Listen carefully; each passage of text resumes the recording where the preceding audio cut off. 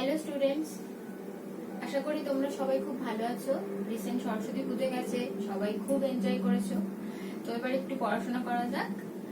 আগের ভিডিওতে আমরা কি করেছিলাম, আমরা কিভাবে অর্গানিক মলিকিউলসদের রিপ্রেজেন্ট করতে হয় সেটা করেছিলাম। আর প্রথমে একটি ইন্ট্রোডাকশনের পার্ট ছিল যে অর্গানিক মলিকিউলস কি ইত্যাদি ইত্যাদি।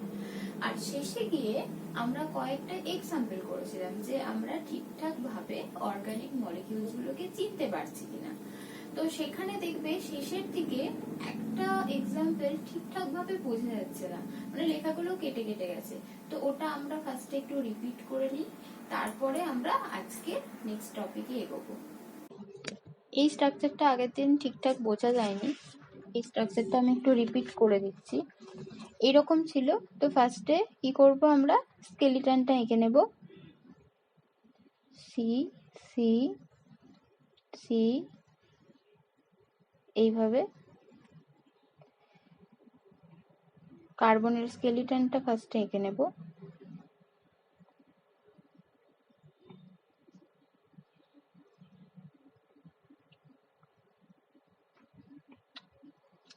ওকে, তারপরে আমরা কার্বনের ভ্যালেন্সি অনুযায়ী ফিল আপ করবো।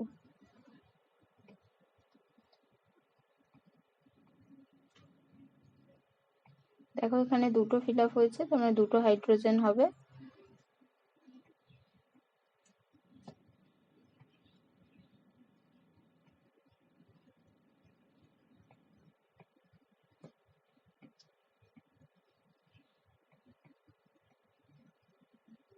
এখানে একটা কার্বন হবে।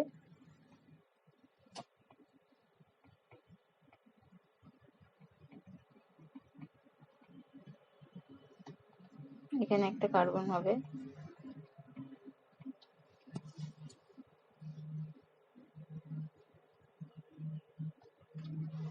ওকে, তো এই ছিল এটা। এরপরে আমরা নেক্সট টপিকে যাব। আমাদের আজকের টপিক হাইব্রিডাইজেশন বা সংকরায়ন ইন অর্গানিক মলিকিউলস বা জৈব যৌগ। মানে জৈব যৌগে কি ধরনের হাইব্রিডাইজেশন বা সংকরায়ন গুলো হচ্ছে সেইগুলো হচ্ছে আমরা আজকে পড়বো বা আলোচনা করব।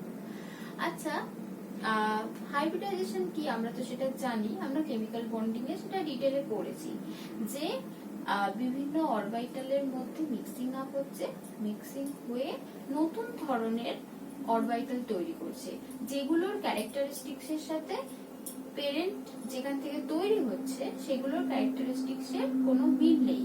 ঠিক আছে, যেমন ধরো এস আর পি মিক্স আপ হলো, দিয়ে sp3 তৈরি করলো। sp3 এর ফলে যে হাইব্রিড অরবিটাল গুলো তৈরি হলো সেগুলোর কিন্তু এনার্জি বলো, শেপ বলো, সাইজ বলো, সবকিছুই কিন্তু এস আর পি এর থেকে আলাদা। ইন্ডিভিজুয়ালি এস আর পি যেরকম তার থেকে কিন্তু পুরো আলাদা। ঠিক আছে, তো ব্যাপারটা এরকমই যে কয়েকটা অরবিটাল, সেটা দুটো হতে পারে বা তিনটে হতে পারে বা চারটে হতে পারে, তাদের মধ্যে মিক্সিং আপ হচ্ছে, হয়ে নতুন টাইপের অরবিটাল তৈরি হচ্ছে, যেগুলো হচ্ছে তোমার সেম এনার্জির হয়, যেমন যাদেরকে আমরা ডিজেনারেট এনার্জি লেভেল বলে থাকি। তো সেরকম সেম এনার্জির কতগুলো কক্ষক বা অরবিটাল নতুন তৈরি করছে, যেগুলোকে আমরা হাইব্রিড অরবিটাল বলছি। তো সেই জিনিসটাই হচ্ছে হাইব্রিডাইজেশন, এটা আমরা জানি। ঠিক আছে, তো আমরা তো ডিটেলে পড়েছি, যেমন ধরো sp3, sp2, sp3d2 এই জিনিসগুলো কেমিক্যাল বন্ডিং এ। তাহলে কেন আলাদা করে অর্গানিক মলিকিউলসে কি কি হাইব্রিডাইজেশন হচ্ছে সেটাকে আমরা এত ইম্পর্টেন্স দিচ্ছি? কেন কেন সেটাকে আমরা ইম্পর্টেন্স দিচ্ছি, কেনই বা দরকার পড়লো হঠাৎ করে, তাই না? তো অর্গানিক মলিকিউলসে দেখো অনেক ধরনের হাইব্রিডেশন হতে পারে, মেইনলি sp3, sp2, sp এই তিনটেই আমরা দেখি। তো এই তিনটে নিয়েই আমরা আলোচনা করব। অ্যাকচুয়ালি ব্যাপারটা কি হচ্ছে, আমরা এতদিন যে পড়ে এসেছি না যে এটার সাথে এটা মেশালে এটা তৈরি হয়, এই যে রিঅ্যাকশন, এই যে রিঅ্যাকশন গুলো আমরা পড়ে এসেছি ছোটবেলা থেকে, এই রিঅ্যাকশন গুলো এক্স্যাক্টলি কিভাবে ঘটছে একদম ডিটেলে, সেগুলো কিন্তু আমরা জানি না। মানে ধরো তুমি বাড়ি থেকে স্কুলে যাবে, ঠিক আছে, তো বাড়ি থেকে স্কুলে যাওয়ার 3-4টে রাস্তা আছে এবং তুমি অনেক রকম ভাবে যেতে পারো। তুমি সাইকেলে যেতে পারো, তুমি হেঁটে যেতে পারো, তুমি টোটো করে যেতে পারো, তুমি বাসে করে যেতে পারো, তুমি ট্যাক্সি করে যেতে পারো। তো কোন ওয়েটা তুমি ফলো করবে সেটা তোমার উপর ডিপেন্ড করছে। সেরকমই এই যে রিয়াকশন গুলো বিভিন্ন ওয়েতে ঘটতে পারে। তো এক্স্যাক্টলি কোন ওয়েতে ঘটছে সেই যে জিনিসটা বা সেই যে পদ্ধতিটা, যেটা ডিটেলে যেটাকে আমরা বলবো কি রিয়াকশন মেকানিজম, সেই জিনিসটাতে আস্তে আস্তে আমরা এবার ঢুকবো। মানে আমরা তো এখন বড় হয়ে গেছি, আমরা 11-এ উঠে গেছি, তো এখন আর কিন্তু এটার সাথে এটা মিশালে এটা হয় সেটা বলে দিলেই শুধু হবে না, আমাদেরকে জানতে হবে যে এটার সাথে এটা অ্যাকচুয়ালি মিশে কি করছে বা কোন রাস্তা দিয়ে গিয়ে এই জিনিসটা তৈরি হচ্ছে। এই যে রিয়াকশন মেকানিজম, এইটা খুব ইম্পর্টেন্ট, ঠিক আছে। তো এইটা জানতে গেলে আমাকে রিয়েজেন্ট, মানে যে জিনিসটা হলো এ এর সাথে আমি বি মেশাচ্ছি, তো এ আর বি তো রিয়েজেন্ট, তো রিয়েজেন্টটা কিরকম দেখতে, মানে তার শেপ কিরকম, তার যে সেন্ট্রাল অ্যাটম সেটা কোন হাইব্রিডাইজেশন আছে, কারণ হাইব্রিডাইজেশন থেকেই তো শেপটা আসবে। তো সেইগুলো আমাদের জানতে হবে, না হলে কিন্তু আমরা বুঝতে পারবো না বা রিয়াকশন মেকানিজমটা বুঝতে পারবো না, বা আমরা ঠিকঠাক ভাবে ফিল করতে পারবো না যে অ্যাকচুয়ালি কেন এরকম ভাবে রিয়াকশনটা হচ্ছে। তো সেই জন্য হাইব্রিডাইজেশনটা কিন্তু খুব ইম্পর্টেন্ট, যেটা আমাদের আজকের টপিক। তো চলো আমরা আজকে শুরু করি হাইব্রিডাইজেশন ইন অর্গানিক মলিকিউলস। আজকের topic hybridization in organic molecules. জৈব যৌগে কি কি ধরনের সংকরায়ন হয় আমরা সেটা আলোচনা করছি। তো জেনারেলি জৈব যৌগে 3 ধরনের সংকরায়নই আমরা দেখতে পারি। তো এইগুলো নিয়েই আমরা ওই জন্য এখানে আলোচনা করব। নাম্বার 1 হচ্ছে sp3, নাম্বার 2 হচ্ছে sp2, নাম্বার 3 হচ্ছে sp। আমাদের এখানে ফোকাসটা হচ্ছে কি অর্গানিক মলিকিউলসে কিরকম হচ্ছে সেটা জানার। ইন ডিটেল sp3 sp2 এগুলো কি করে হচ্ছে সেটা আমরা কেমিক্যাল বন্ডিং এ পড়েছি, তবু আমরা এখানে একটু রিপিট টাইপের করে নেব ওভারঅল যে কিরকম ধরনের হচ্ছে। তো sp3 আমরা কোথায় কোথায় দেখব জৈব যৌগে, যখনই দেখব কোনো অর্গানিক মলিকিউলে কার্বন, মানে অর্গানিক মলিকিউলের তো সেন্ট্রাল অ্যাটম ম্যাক্সিমাম কেসে কার্বনই হবে, কারণ কার্বন আর হাইড্রোজেন নিয়েই হচ্ছে অর্গানিক মলিকিউলস।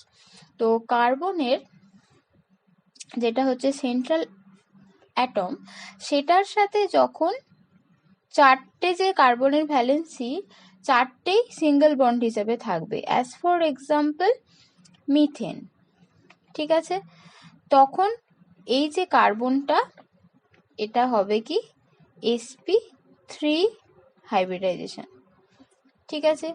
যখন কার্বনটা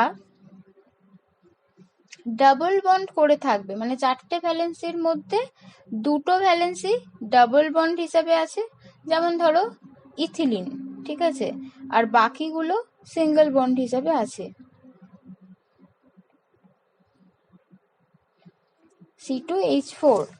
এই ক্ষেত্রে কার্বন গুলো, এখানে তো 2টো কার্বন অ্যাটম আছে, তো দুটোই হবে কি sp2 হাইব্রিডাইজেশন, ওকে। আর যখন কার্বনটা 4টে ভ্যালেন্সির মধ্যে 3টে ভ্যালেন্সি ট্রিপল বন্ড করে আছে আর একটা সিঙ্গেল বন্ড করে আছে, তখন হবে কি sp। এখানে আমরা নাইট্রোজেনটাও দেখতে পারি, নাইট্রোজেনটাও sp হাইব্রিডাইজেশন হবে, ঠিক আছে। তো এইভাবে আমরা আইডেন্টিফাই করব যে কোন সেন্ট্রাল অ্যাটমটা, মানে বা কোন কার্বনটা কোন হাইব্রিডাইজেশন বা সংকরায়নে রয়েছে, ঠিক আছে। তো এবার এই যে sp3 sp2 sp, এই যে সংকরায়নগুলো আমরা একটু দেখে নিই কিরকম ভাবে হয়। sp3 হাইব্রিডাইজেশন কিভাবে হয়, কার্বনের অ্যাটমিক নাম্বার হচ্ছে 6, তো সেটার ইলেকট্রনিক কনফিগারেশনটা কিরকম হবে 1s2 2s2 2p2, ওকে। এটা হচ্ছে গ্রাউন্ড স্টেট কনফিগারেশন। বা ভৌত অবস্থা, ভৌত না ভূমিস্তর অবস্থা, যেটাকে আমরা গ্রাউন্ড স্টেট অবস্থা বলি। তো এখানে আমরা কি করছি, এনার্জি দিচ্ছি। এনার্জি দিলে কি হবে, এখান থেকে একটা ইলেকট্রন এখানে ট্রান্সফার করবে। তাহলে ব্যাপারটা কিরকম হবে, এরকম হবে, একটা ইলেকট্রন চলে গেছে।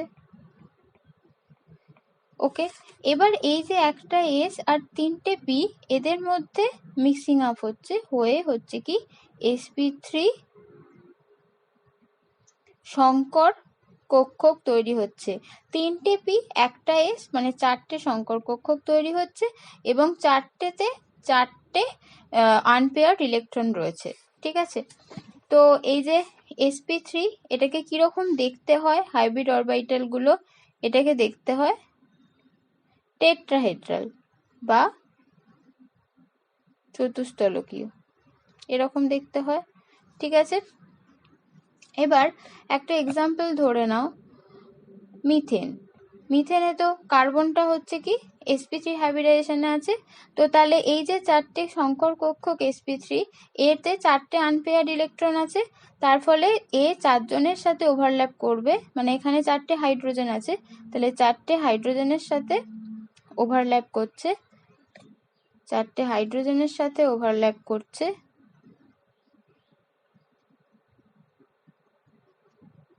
করে কি তৈরি করছে, চারটে CH সিগমা বন্ড তৈরি করছে। এটাও সিগমা বন্ড, এটাও সিগমা বন্ড, এটাও সিগমা বন্ড, তাহলে চারটে সিগমা বন্ড তৈরি করছে CH সিগমা বন্ড। আর এই যে সংকর কক্ষকগুলো, এদের মধ্যে অ্যাঙ্গেল হচ্ছে 109 ডিগ্রি 28 মিনিট। তো যদি আমরা মিথেনটাকে আঁকি, তাহলে এইভাবে আঁকবো,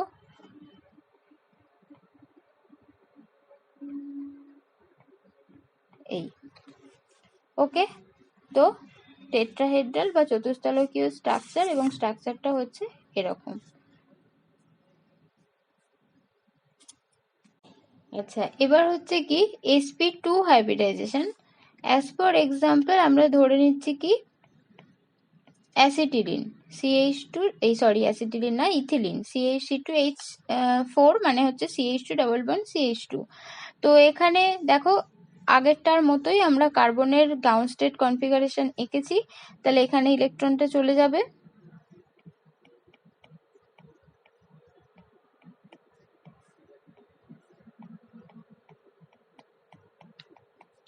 এবার একটা এস আর দুটো পি মিক্সিং আপ হয়ে তৈরি করবে কি তিনটে হাইব্রিড অরবিটাল,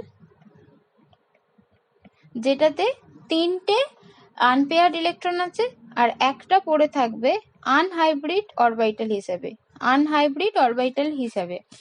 ঠিক আছে, তো এটা কিরকম দেখতে হবে, এটা প্ল্যানার দেখতে হবে, মানে সমতলীয়, এবং আঁকলে বুঝতে পারবে যে কিরকম দেখতে হবে, এরকম টাইপের অরবিটাল গুলো হবে। আর এদের মধ্যে কোণ থাকবে 120 ডিগ্রি। ওকে, এবার এই যে তিনটে কক্ষক আর একটা যে আনহাইব্রিড রয়েছে, সেটা এরকম ভাবে থাকবে। ঠিক আছে, আর এই যে তিনটে হাইব্রিড অরবিটাল রয়েছে, এগুলোর সাথে তিনটে অ্যাটম ওভারল্যাপ করতে পারে। তো ইথিলিনের ক্ষেত্রে দুদিকে দুটো হাইড্রোজেন এইভাবে ওভারল্যাপ করছে, আর এইদিকে আরেকটা, আচ্ছা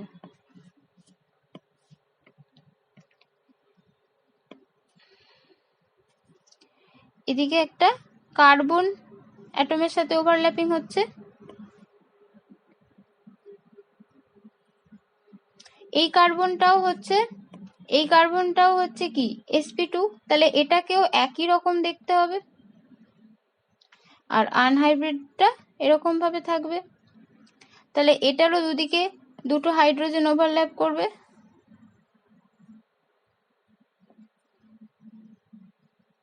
এই যে হাইড্রোজেন ওভারল্যাপ করলো। এবার কি হবে, এই যে আনহাইব্রিড অরবিটাল দুটো রয়েছে, এদের মধ্যে একটা পাই বন্ড তৈরি হবে।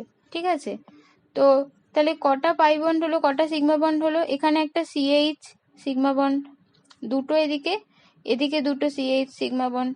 ঠিক আছে, আর এখানে একটা কার্বন কার্বন সিগমা বন্ড আর একটা পাই বন্ড। তাহলে এই যে অ্যাঙ্গেলটা এটা হচ্ছে 120 ডিগ্রি। তাহলে আমি যদি ইথিলিনটাকে আঁকি, এরকম ভাবে আছে,